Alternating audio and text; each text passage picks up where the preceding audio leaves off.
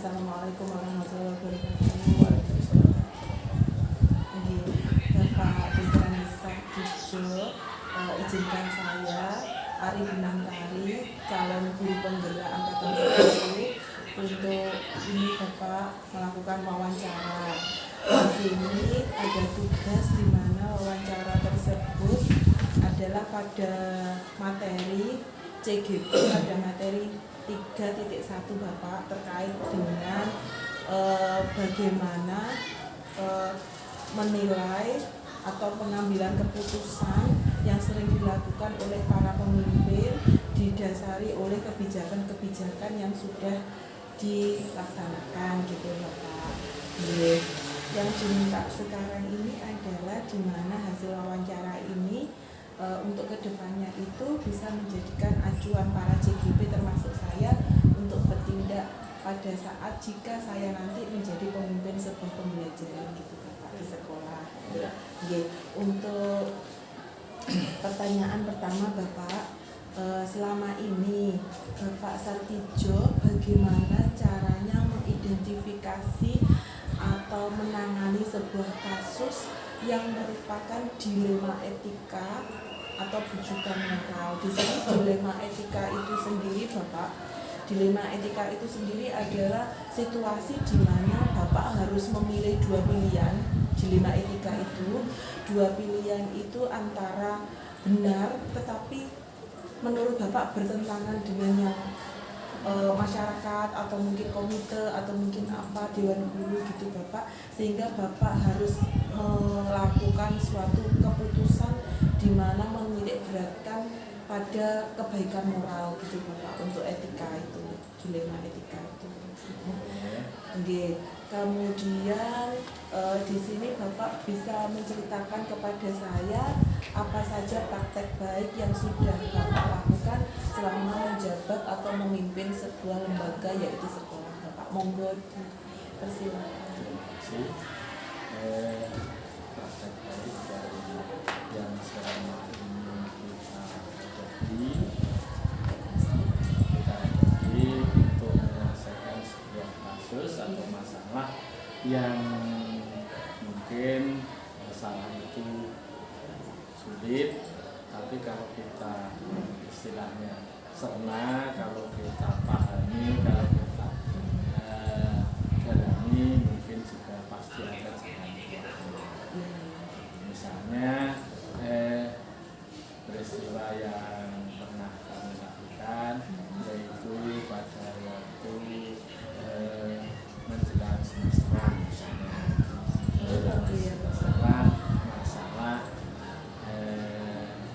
istilahnya sumbangan wali murid ke sekolah dana. Itu kan sudah diterapkan atau sudah ditentukan jauh-jauh sebelumnya, dan itu merupakan keputusan dari rapat wali murid semua. Tapi tidak menutup kemungkinan karena wali murid itu tidak sama dalam bidang perekonomiannya, mungkin juga terjadi kasus misalnya ada siswa yang orang tuanya tidak mampu, maka dia istilahnya pas waktu yang ditentukan dia belum melunasi atau membayar. Ada kendala gitu ya Bapak ya. Nah, kenapa anak kok belum bayar? Maka perlu kita analisa kan. Oh iya. Berarti di sini Bapak kan bagaimana caranya Bapak mengidentifikasi kasus itu adalah dengan yang pertama adalah bagaimana mencari solusinya, kemudian dengan berbagai macam apa itu namanya metode, dengan keterpihakan antar semua ya Pak ya, ada wali murid juga kemudian didatangkan juga ya Pak, kemudian menganalisa bagaimana kasus-kasus itu pada saat ada siswa yang terkendala pembayaran tidak tepat waktu gitu. Bapak, jika selama ini dari kasus yang tadi Bapak sebutkan tentang kendala siswa yang kemungkinan faktor ekonomi yang mungkin dari orang tuanya tidak bisa ibaratnya memberikan kontribusi gitu ya Bapak datang sekolah gitu, bagaimana Bapak menyikapi dari segi dua kepentingan Bapak? Jadi kalau di sini dua kepentingan yang menurut Bapak itu sama-sama benar antara hati nurani Bapak dengan kebijakan-kebijakan yang ada di sekolah, dan bagaimana Bapak menyikapinya itu dengan mengambil sebuah tindakan yang mengandung nilai kebajikan gitu Bapak. Nah, anak kan pertama, anak kan semua siswa ada yang sudah bayar, tapi pada waktu yang telah ditentukan ada siswa yang belum bayar gitu. Maka itu perlu dianalisa, kenapa kok belum bayar.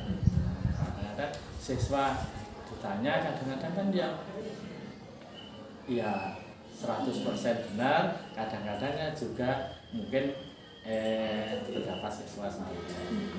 Yang pertama istilahnya, kenapa kok belum bayar?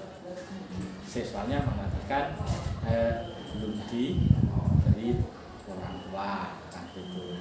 Kalau setiap tanya belum diberi orang tua, maka kita perlu membuktikan hal itu. Membuktikan kenapa kok belum diberi. Maka kita sebagai pendidik, termasuk saya dan wali muridnya, kita bicara bersama, kenapa ini kok belum bayar, maka solusinya harus dibuktikan, dicek. Maka kita harus mengadakan kunjungan rumah atau home visit. Oh gitu ya.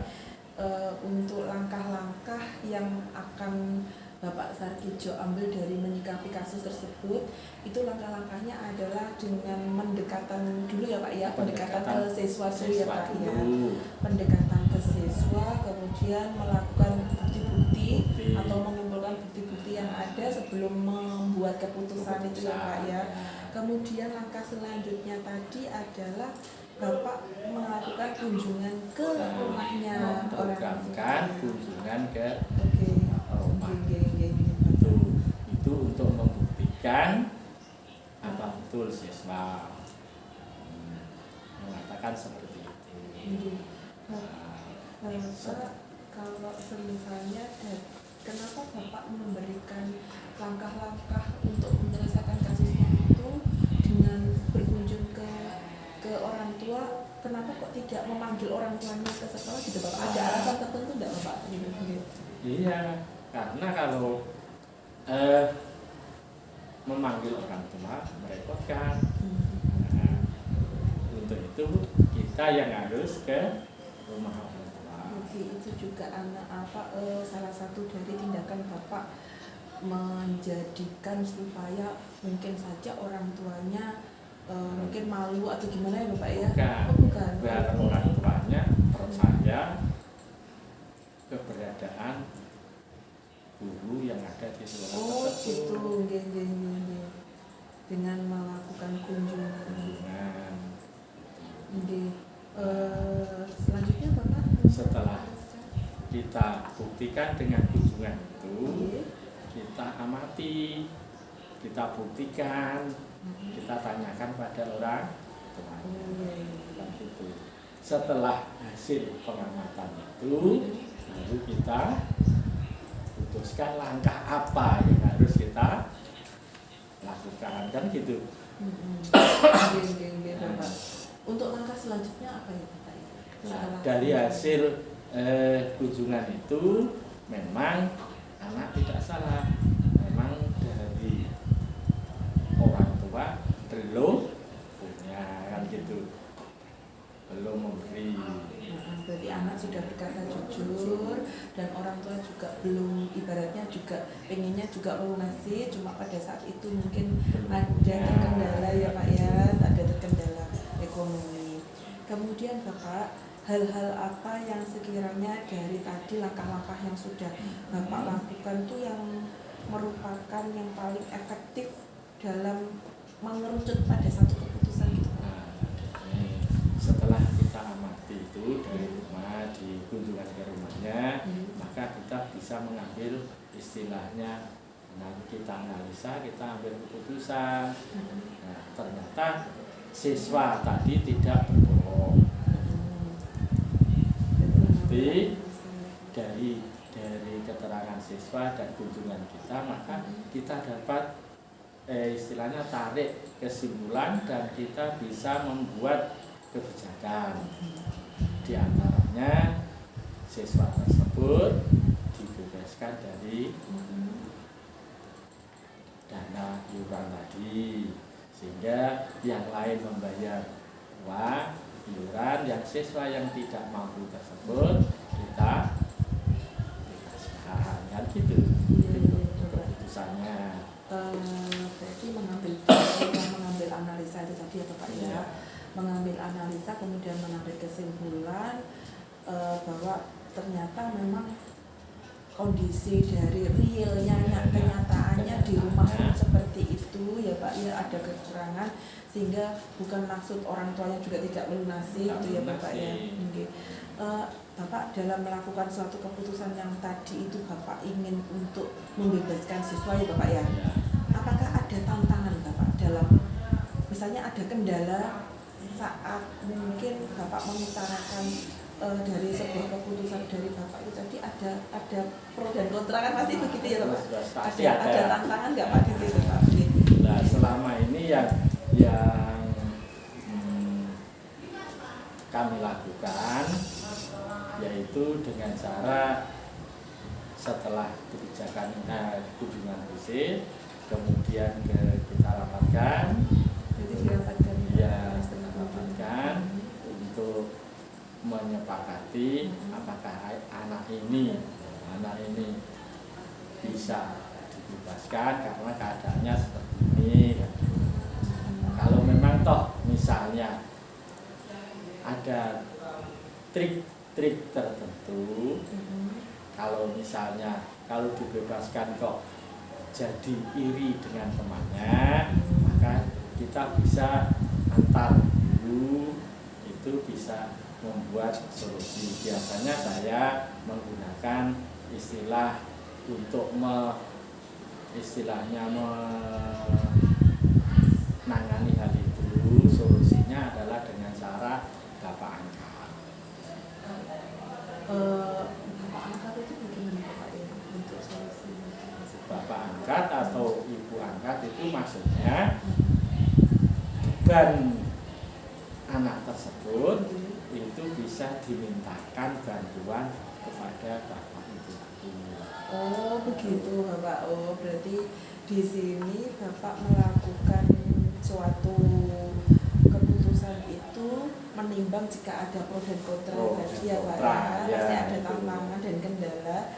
Jadi di sini setelah melakukan kunjungan Bapak juga mengadakan rapat, di mana rapat itu mungkin Bapak menyebutkan siapa saja yang kemungkinan membantu Bapak dalam membantu dalam mengambil keputusan gitu Bapak. Para guru bisa dimintai, para TU juga bisa dimintai. Nah, dengan demikian nanti kalau memang toh tidak ada, ya mungkin juga dari kepala sekolah sendiri yang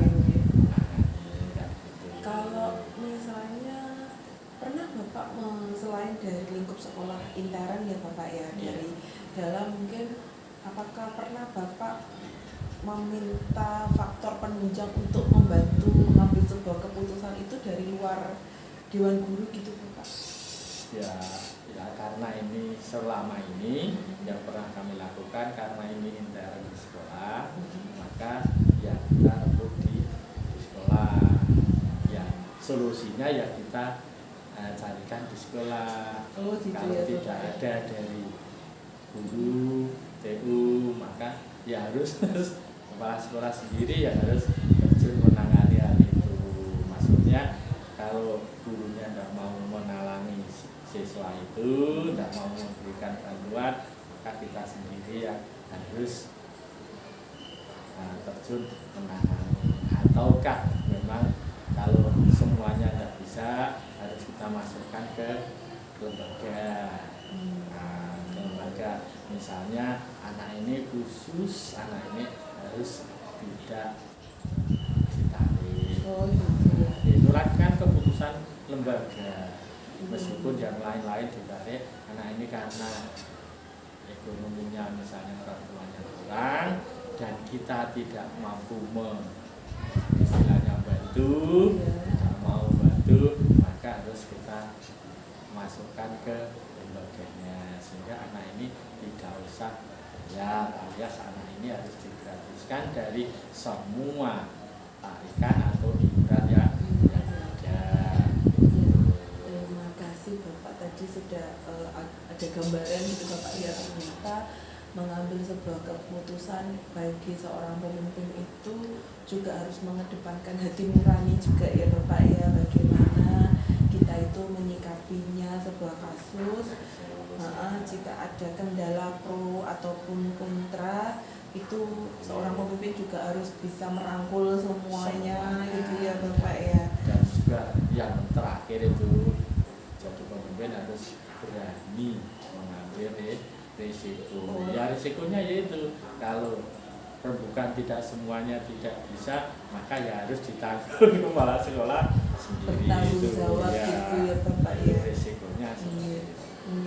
Bapak, kira-kira di sini Bapak pada saat penyelesaian kasus gitu ya Bapak ya, apakah Bapak itu pada saat kasus itu terjadi menyelesaikannya itu Bapak punya targetnya itu begini, saya harus selesai secepatnya, keputusan ini harus segera diputuskan gitu ya Bapak ya, mengingat kalau misalnya kok kira-kira misalnya kok Bapak memiliki sebuah jadwal gitu, ada target gitu ya Bapak ya, kira-kira Bapak bentuknya dan bagaimana langkah penyelesaian targetnya itu seperti apa gitu Bapak?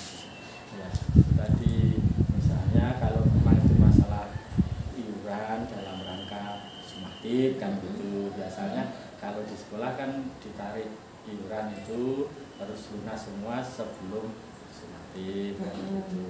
Kalau toh memang ada masalah seperti itu, maka ya harus kita rundingkan dengan dewan guru lah, harus ajar sana dulu kita rundingkan, kemudian lah dari keputusan rapat itu gimana. Kalau memang itu keputusannya kok bertentangan, maka kepala sekolah harus bertanggung jawab sendiri. Karena harus menutupi bagaimana lembaga ini berjalan dengan. Jadi memang ada prosedur di mana Bapak harus berkoordinasi dengan semua pihak ya Bapak ya, termasuk mungkin juga kalau terkena sumbangan sukarela itu tadi karena terkendala karena memang harus ada operasional yang harus dilakukan sekolah ya Pak ya, di luar dana pemerintah. Itu berarti Bapak juga melibatkan berbagai pihak seperti orang tua. Tadi kan sudah dijelaskan dari awal ya Bapak ya, ada sebuah komite di mana komite itu juga nantinya juga membantu peran-peran yang ada di sekolah ya Pak ya, terkait keuangan tadi. Karena Bapak tadi juga sudah menjawab tentang faktor-faktor yang mempermudah Bapak tadi, yaitu sering berkoordinasi dengan para dewan guru juga dalam mengambil sebuah keputusan. Jika itu nanti mencapai mufakat ataupun tidak ada mencapai mufakat, Bapak harus bisa dengan sendirinya dengan mengedepankan hati nurani ya Pak ya, otomatis ya dilema etikanya seperti itu. Terus terakhir Bapak nih, dari semua yang Bapak sampaikan, saya juga menginginkan dan saya juga ingin belajar dari seorang pemimpin seperti Bapak, bagaimana Bapak memberikan suatu pembelajaran yang bisa dipetik dari pengalaman. Mungkin ada pesan-pesan tertentu ya Bapak ya, dari yang bisa disampaikan gitu Bapak. Oke, nah jadi pemimpin yang pertama harus istilahnya mengerti sikon ya kan gitu, situasi dan kondisi yang ada.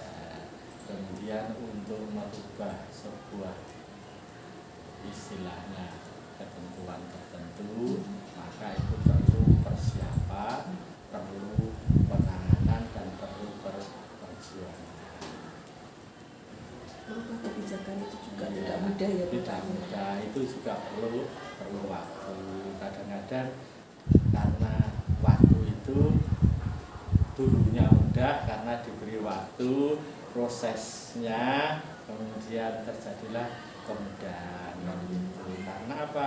Karena kita itu adalah sebuah organisasi. Yang jelas organisasi itu pasti ada yang baik, ada yang kurang. Yang jelas ada yang pinter, ada yang kurang. Yang jelas semuanya itu pasti ada. Jadi ada yang unggul, ada yang lemah. Untuk menyamakan itu maka perlu waktu.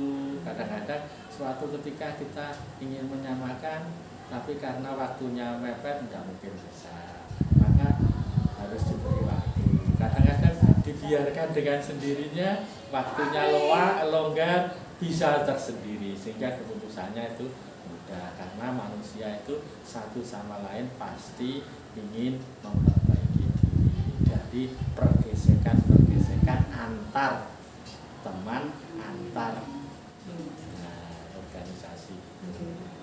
Berarti dari sini saya bisa mengambil pembelajaran dari Bapak bahwa menjadi seorang pemimpin itu harus berpikir dewasa. Bagaimana mengelola sebuah emosi juga. Jadi supaya bisa berpikir jernih tanpa harus mengedepankan emosi ya Bapak ya. Berarti perlu pemikiran yang sangat dewasa sekali.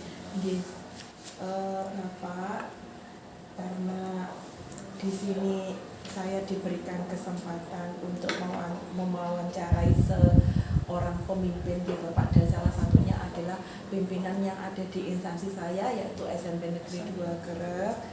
Maka dari hasil wawancara ini, bagaimana caranya saya bisa memperoleh pengalaman dari praktek baik Bapak Dr. Alis Sarkijo selama memimpin atau menjadi seorang kepala sekolah.